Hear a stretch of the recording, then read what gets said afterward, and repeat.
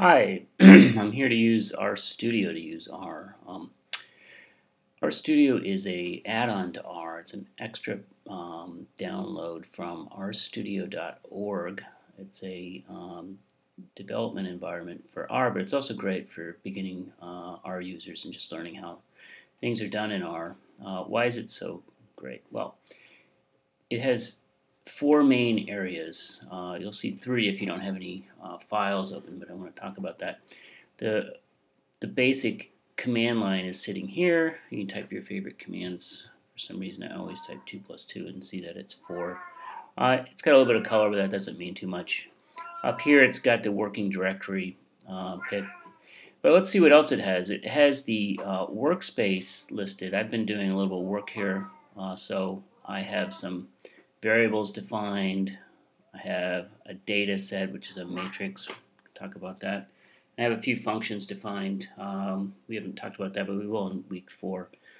Anyway, it's very handy to know what you have. So x is numeric 10. If I want to view what x is, I could just type its name there, and I can see I've got 10 numeric numbers. If I want to know the values, I type it here. If I want to know what they are, I look over there. Okay, also there's the help page here. I forget what I was doing. It's been a while, but I was using the package car. If I want to get help on a function like the mean, I can type question mark mean, and it pops the help for the base mean. Sonia just asked a question about how to source commands into R. Sitting over here on the bottom pane, as I have it set up, is a way to take a function or a file, and source it into R. So I've clicked the thing source on save. I haven't made any changes, but now I can. I click that little thing, it sources it in. What does that do? It made a tstat function, so I can see if I click over there. If you don't know what functions are or how they're defined, I mean, we have to know what they are. We use them can't get too far in R without using them. Anyway, this is how they're defined, and we'll talk more about that. But just to see, I wanted to show you how to source commands. So this is a set of commands, and that's it. Okay, all right. I could talk more about this. There's a little bit more. There's a listing of files in the current directory. I have a bunch of files sitting here for answering questions from a previous class for this statistics.com section.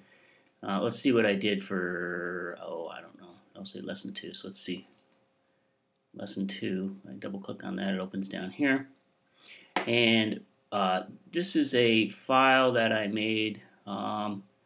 It's in R's markdown mode.